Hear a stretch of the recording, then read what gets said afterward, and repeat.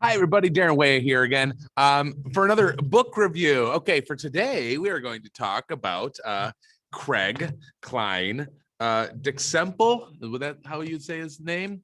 So he wrote books like El Raton Pablito and Papacito and La Familia de Federico Rico and El Pompero, right? And La Piñata de Renata. So I went ahead and I read all of these books, by Craig. And if you don't know him, he's got a lot of all his books have all these funny little illustrations and everything going on in there. A very comical book. I think it's good for your lower level readers as well. Your struggling students, I guess. I don't necessarily, you want to have like readers that in your silent sustained reading library that any students that you have would to accommodate all students, right? So these obviously everything is visually represented in his books. There's Papacito, right? And it's like 80 pages, all right? Everything's illustrated, right? Which is really cool. This is good for all students, honestly.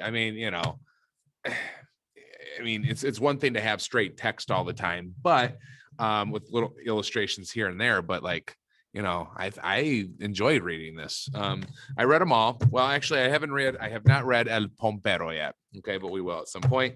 I didn't read all of La Familia de Federico Rico yet. Eventually, I will. I did read Raton Pablito.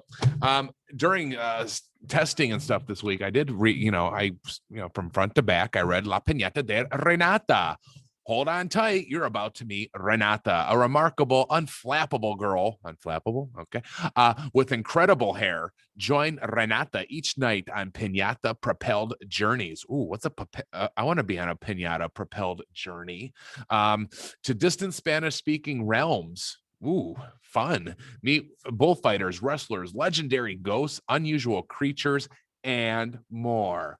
With La Piñata de Renata, the ordinary becomes the extraordinary. So find a good reading spot and join an epic adventure. Yes. So yeah, what did Sarah Cottrell say from musicuentos.com? Teachers need stories that are engaging, comprehensible, and achievable for novice learners. They need real culture, real fun, and real language. La Piñata de Renata gives us all of that and more.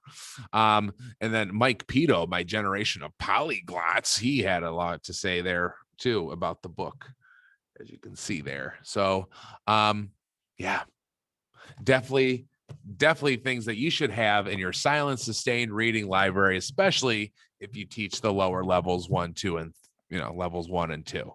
But hey, sometimes somebody in level 3 needs a break from reading too. They might want to sit back and kick back and read something, with all the illustrations in it as well. You know what I'm saying?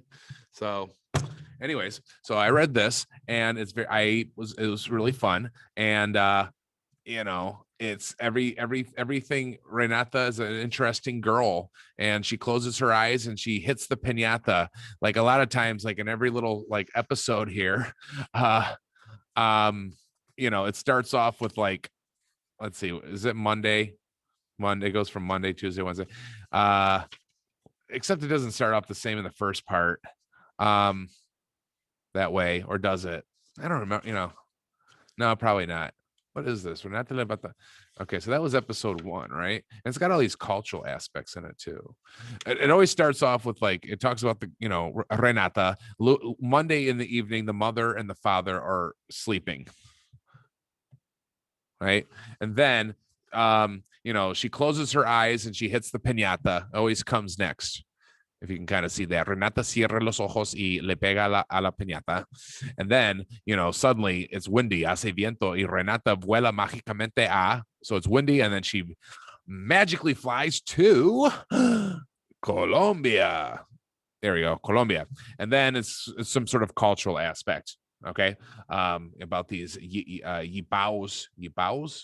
Is that how you say it? And it's got little footnotes and cultural things. Every year, locals in the Colombian coffee growing region organize a parade called Yipao, a loaded Jeep. Hundreds of Willys Jeeps are loaded with a variety of things that are important to the locals. The Jeeps with the largest of or the most creative loads receive prizes. So there's like some sort of Jeep parade in Colombia. I didn't know that.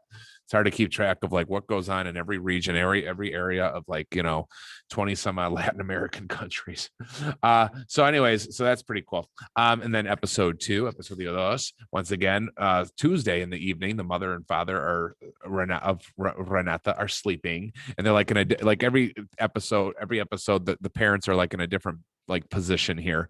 At one point, the mother, I think, like her head's down here and the foot is, like in the face of her husband. Renato closes her eyes and she hits the piñata. So you got repetition of the input of Renata cierra los ojos y le pega a la piñata. De repente hace viento y Renata vuela mágicamente a España. Yeah. So again, every time she hits the piñata, closes her eyes, and the wind comes around and magically takes her to another country with another cultural aspect. España. And there's a bullfighter in here, right, that keeps giving her flowers and gives her a smelly flower at the end, and it smells like the poop from un toro. Okay. See, and there's the parents again sleeping next to each other, and then it just goes on, and like the cultural reference, ucumar, a hairy ape-like creature thought to live in the mountainous regions of Chile and Argentina. So obviously,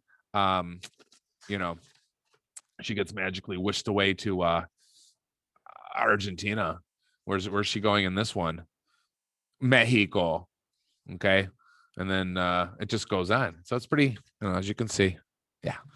Definitely good. I mean, it's very comprehensible. I mean, I like Craig's work. I would even go as far as like maybe even, definitely, maybe like Papacito, like somewhere in mid-Spanish 1, maybe, tail end of Spanish 1, like class set. 35 copies, Papacito, read as a class set. Maybe that would be kind of cool. Not so much. I think this one's more for silent sustained reading because it's all in these little episodes and things like that. Same thing with La Familia de Herrera, and these. Okay. And I haven't read this one yet. I think this one, yeah, this one is. These two are more like Papacito, Papacito. These two are like, they're just not individual segment episodes. Okay. It's an entire story. These two, in case you're wondering, you probably have these books, you probably do them for silent sustainer. Maybe you do it as a class set too. I would say, I don't know. I'll have to read El Pompero, but Papacito, I would buy 34 copies of this for a class set, but I would definitely have 3 or 4 copies of this for silent sustained reading, and 3 or 4 or 5 copies of this one. I have 4 or 5 copies of this and this. I should be throwing these cost a lot of money out of my pocket. So anyways, I guess that's about it. So there was a little bit of another review of La Piñata de Renata. If you're considering little certain books to add to your free volunteer reading, maybe you're just starting out with free volunteer reading. I've been doing it for quite a few years, and I've kept on buying and keep adding and adding and adding more books. So anyways, I guess that's about it. So thanks for listening, and we'll see you next time.